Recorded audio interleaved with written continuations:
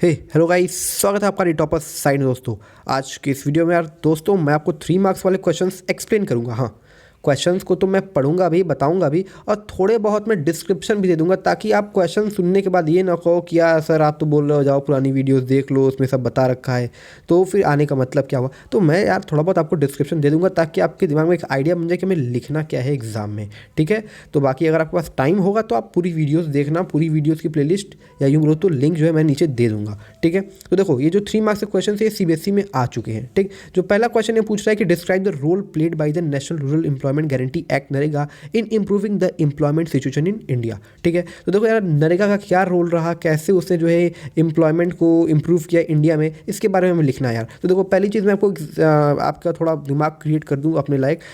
देखो पहली चीज़ तो यार गाँव के जो लोग हैं ना उनके पास रोज़गार कम है। ठीक है, और जो गांव के लोग हैं वो थोड़े अनस्किल्ड हैं, उनके पास स्किल्स कम है। ठीक, ओके नाउ अब यहीं से हमारा पॉइंट शुरू होता है। अब यहाँ से हम लिखेंगे ये कि जो national rural employment guarantee act है वो 100 दिन का जो है एश्योर्ड यानी गारंटीड एम्प्लॉयमेंट देता है एक बंदे को, 1 पर्सन को। ठीक है ना, 1 पर्सन को, एक हाउस होल्ड यानी एक घर से एक बंदे को एक साल में 100 दिन का गारंटीड वर्क देता है, एम्प्लॉयमेंट देता है। और ये जनरली रूरल एरियाज़ के लिए है, जहाँ पर जो अनस्किल्ड वर्कर्स होते हैं उनके लिए है। और ये शुरुआत में 200 डिस्ट्रिक्ट्स में चालू किए गए थे, बाद में इसको 600 डिस्ट्रिक्ट्स में फैला दिया गया। और इसमें जो है 1/3 जो सीट्स हैं वो वुमेंस के लिए रिजर्व कर दी गई थी। और इससे जो है बहुत हद तक हेल्प हुआ रूरल एम्प्लॉयमेंट में, रूरल लोगों को उनको जो है रोज़गार मिल पाया और वो कुछ अर्निंग कर पाए इस स्कीम के अंतर्गत। तो ये जो है बहुत ज़्यादा हेल्प किया अनएम्प्लॉयमेंट पॉपुलेशन को रिड्यूस करने में इंडिया में। ठीक, तो इतनी सारी चीज़ जो मैंने बोली एकदम एग्जैक्टली यही आपको अंग्रेजी में लिख देना है। Next point, workers are exploited in unorganised sectors in India, support the statement with suitable examples. मतलब ये कह रहा है ना कि अनऑर्गेनाइज सेक्टर में ना वर्कर्स को एक्सप्लॉइटेशन होता है, बिल्कुल सही बात है, एक्सप्लॉइटेशन होता है। तो हमें जो है ना इसके एग्जाम्पल्स लेने हैं। ठीक है ना, उनको जो है परेशान किया जाता है। अब कैसे परेशान किया जाता है, एग्जाम्पल लेते हैं। हमें 3 एग्जाम्पल्स देने हैं, तो हम लिखेंगे workers are really exploited in unorganised sector in India. ठीक है, उसके नीचे लिखेंगे the following example supports the statement. ठीक, अब 1 2 3 पॉइंट करके हम लिखेंगे अपना एग्जाम्पल्स। ठीक है, चाहे तो तुम 4 भी कर दो, कोई दिक्कत नहीं है, लेकिन 3 बोला है तो 3 ही लिख दो। पहला पॉइंट कि लो सैलरी, उनको जो है ना उनको लो सैलरी मिलती है। हमेशा अनऑर्गेनाइज सेक्टर में यही होता है यार कि हमारी कैपेसिटी के अकॉर्डिंग हमें लो सैलरी मिलती है।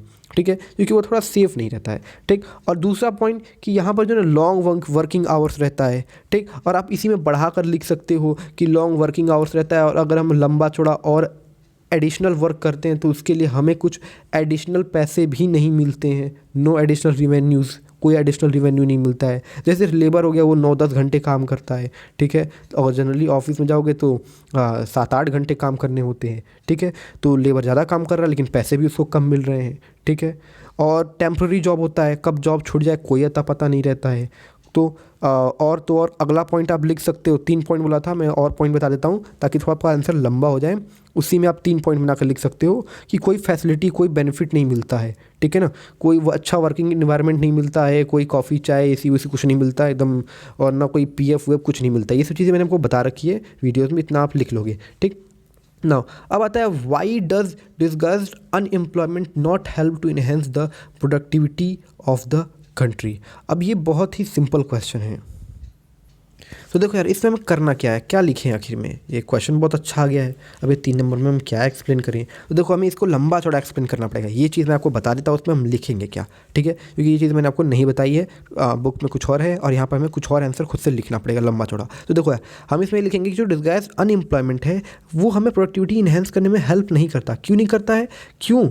क्योंकि मैंने को बता दिया है पहले भी कि अगर हमें रिक्वायरमेंट है 2 लोग की तो खेत में तो काम कितने कर रहे हैं, 10 लोग कर रहे हैं। तो ये 8 लोग तो फर्जी में काम कर रहे हैं कि कोई रिक्वायरमेंट नहीं है लेकिन फर्जी में काम कर रहे हैं। अगर इनको हम हटा दें खेत से, यानी एग्रीकल्चर से, यानी प्राइमरी सेक्टर से अगर हम हटा दें तो भी हमारा प्रोडक्शन अफेक्ट नहीं होगा, प्रोडक्शन उतना ही रहेगा क्योंकि ये लोग फर्जी ही घुस के इसमें काम कर रहे हैं। ठीक है, तो यही चीज़ आपको लिखनी है। तो अब देखो यार थोड़ा मैं बता देता हूँ अंग्रेजी में क्या लिखना है। Disguised unemployment does not help to enhance the productivity of the country. अब आगे ये लिखेंगे आप कि more than half of the workers, आधे से भी ज़्यादा लोग जो हैं देश के वो प्राइमरी सेक्टर में काम कर रहे हैं और ख़ास कर जो है वो एग्रीकल्चर में। ठीक है, लेकिन आधे से ज़्यादा 50% से ज़्यादा लोग काम कर रहे हैं, ठीक है। यानी 50% से कम लोग जो हैं 50% से कम लोग जो है वो टर्चरी और सेकेंडरी में हैं, ठीक है ना। सेकेंडरी और टर्चरी में 50% से कम लोग हैं और 50% से ज़्यादा लोग जो हैं वो प्राइमरी में हैं, खासकर एग्रीकल्चर में, ठीक है। लेकिन सोचो 50% से अधिक लोग हैं प्राइमरी में और फिर भी ये जो है ना 1/4 ही जो है ना आउटपुट दे रहा है, जीडीपी में कंट्रीब्यूशन दे रहा है। और बाकी के जो 3/4 हैं वो कंट्रीब्यूशन कौन दे रहा है, ये दोनों दे रहे हैं, टर्चरी और सेकेंडरी दे रहे हैं। और इसमें 50% से कम लोग लगे हुए हैं। तो इसीलिए कहा गया है कि अगर हम कुछ लोग को निकाल भी दें एग्रीकल्चर सेक्टर से तो भी हमारा प्रोडक्शन नहीं अफेक्ट होगा। और ये जो पीपल है, जो लोग हैं जो कि डिस्गाइज अनएम्प्लॉयमेंट में हैं, ये प्रोडक्टिव एसेट्स नहीं है कंट्री के लिए। बस आपको इसी चीज़ को इंग्लिश में लिख देनी है। मैंने दोबारा बोल देता हूँ, more than half of the workers in the country are working in the primary sectors, mainly in agriculture, producing only a quarter of the GDP, यानी 1/4 ही प्रोडक्शन कर रहा है ये agriculture sector. In contrast to this the secondary and the tertiary sector produce 3/4। भाई 1/4 तो ये निकाल लिया तो बचा कितना, 3/4। तो 3/4 कौन प्रोड्यूस कर रहा है, ये प्रोड्यूस कर रहा है, टर्चरी एंड सेकेंडरी प्रोड्यूस कर रहा है। Whereas they employ less than half the people, मतलब 50% से कम लोग को ये एम्प्लॉय कर रहा है। तो ये बहुत ज़्यादा प्रोडक्शन दे रहा है हमें। तो if we move a few people out from agricultural sector, production will not be affected. भाई रिक्वायरमेंट थी 2 की और 10 घुसे पड़े हैं, 8 को निकाल दो तो भी कोई इफेक्ट नहीं पड़ेगा। These peoples are disguised unemployed and are not productive assets for the country, ठीक है। ओके नाउ अब बात करते हैं खटाखट से, जल्दी जल्दी खत्म करते हैं। Okay, how far it is correct to say that several services which can not be provided by the private sector can be provided by the public sector. तो देखो दोस्तों, इसका आंसर हम क्या लिख सकते हैं। ये क्वेश्चन बहुत ही अच्छा और ये 2016 में भी आ चुका है क्वेश्चन, लेकिन आप इसके जो है ना एग्जांपल्स नहीं दे पाएंगे, ठीक है ना। इसलिए मुश्किल है ये सवाल, लेकिन मैं बता देता हूँ आपको कि आपको लिखना क्या है इसमें। अगर ऐसे सवाल आ जाते हैं तो आप लिखोगे ये कि हाँ भाई ये सही कहना, इट इज़ करेक्ट दैट जो बहुत सारे सेवरल सर्विसेज हैं जो कि प्राइवेट सेक्टर नहीं प्रोवाइड कर सकता है, वो जो है पब्लिक सेक्टर प्रोवाइड करता है। पब्लिक मतलब क्या, सरकारी, ठीक है। तो अब वो 3 पॉइंट अब कौन से लिखेंगे, तो देखो यार अब अगले 3 हमको रीजंस देने हैं। पहला रीज़न लिखोगे आप रेलवे गवर्नमेंट प्रोवाइड कर सकती है, ये कोई प्राइवेट नहीं प्रोवाइड कर सकता। लेकिन आज के समय में रेलवे भी जो है ना प्राइवेटाइज हो रहा है, ठीक है ना। लेकिन आपको यही लिखना है अभी के अकॉर्डिंग, ठीक। आगे आप अपना रेलवे में अंदर आप लिख सकते हो कि only government can invest large amount of money on such projects. अब अगला पॉइंट क्या है, अगला पॉइंट है एम्स आप जानते हो, all India institute of medical science. ये जो है क्वालिटी हेल्थ सर्विसेज प्रोवाइड करता है इकोनॉमिकल रेट पर। तो ये जो है सिर्फ गवर्नमेंट ही कर सकती है, पब्लिक सेक्टर ही कर सकती है, प्राइवेट सेक्टर नहीं कर सकती। प्राइवेट सेक्टर का मेन मोटो क्या है, पैसा कमाना। पब्लिक का क्या है, सोशल वेलफेयर है। तो समाज के काम करने के लिए सस्ते में हेल्थ फैसिलिटीज़ प्रोवाइड कराती है एम्स, ठीक। अब जो तीसरा पॉइंट क्या लिखेंगे, तीसरा पॉइंट ये लिखेंगे एनटीपीसी। आपने एनटीपीसी नाम सुना होगा, नेशनल थर्मल पावर कॉरपोरेशन, ठीक। तो ये तीनों जो चीज़ें ना, ये तीनों चीज़ें सरकार प्रोवाइड कर सकती है पब्लिक सेक्टर के through, not through private sector. लेकिन आज के समय में ये सभी चीज़ें प्राइवेट के थ्रू ही हो रही हैं धीरे धीरे, ठीक है ना। प्राइवेट के हाथों में सभी चीज़ें जा रही हैं। अब जरा एनटीपीसी में थोड़ा क्या लिखना है हमें, ये भी बता देता हूँ। नेशनल थर्मल पावर कॉरपोरेशन, आप इसमें लिखेंगे to provide electricity at the lower cost rate.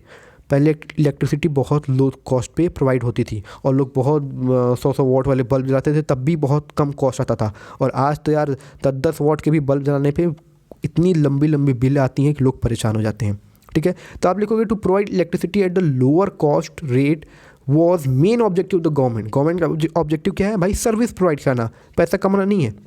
तो एनटीपीसी इसीलिए बनाया गया था ताकि जो है सस्ते दाम पर जो है इलेक्ट्रिसिटी प्रोवाइड कराई जा सके, ताकि स्मॉल स्केल इंडस्ट्रीज जो है वो अच्छे से बढ़े, उनका ग्रोथ हो। तो ये था यार हमारा ये क्वेश्चन। और आगे हम बात करते हैं नेक्स्ट क्वेश्चन। इसमें बस आपको इतना ही लिखना था पॉइंट। अब नेक्स्ट क्वेश्चन की बात करते हैं, do you agree that agriculture in India take place in unorganized sector, give 3 points. तो देखो दोस्तों, इसमें हमें लिखना क्या है, इसमें हम ये लिखेंगे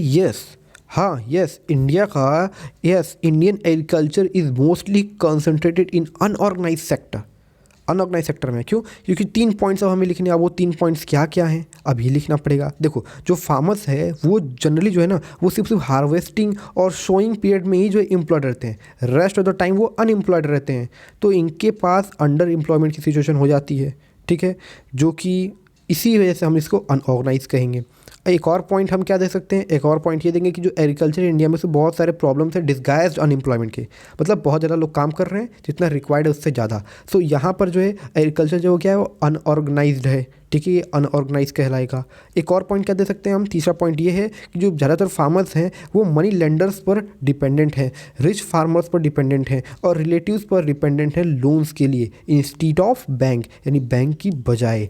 सो यहाँ पर देन दे हैव टू पे हाई इंटरेस्ट, उनको हाई इंटरेस्ट पे करना पड़ता है। दिस मीन्स कि एग्रीकल्चर जो है इंडिया में वो क्या है, अनऑर्गेनाइज्ड है, क्योंकि इतनी सारी प्रॉब्लम्स जो है हमारे ऑर्गेनाइज में नहीं होता, ये सभी प्रॉब्लम्स हमारे अनऑर्गेनाइज में ही होती हैं। तो ये हम 3 पॉइंट्स लिख सकते हैं और इस तरीके से जो है हमारा ये इंपॉर्टेंट क्वेश्चंस खत्म होता है। मुझे पता है आपको बहुत खतरनाक ही क्वेश्चंस लग रहे होंगे, लेकिन आप स्क्रीनशॉट ले लो, ये सभी क्वेश्चंस मैंने बता दिए, एक्सप्लेन कर दिया। दोबारा वीडियो सुन लेना अच्छे से, और नहीं हो तो पुरानी वीडियोज़ को देख लेना, अच्छे से प्रिपरेशन हो जाएगा। मैंने लिंक दे दिया नीचे डिस्क्रिप्शन में। अभी के लिए बस इतना ही, बहुत बहुत धन्यवाद।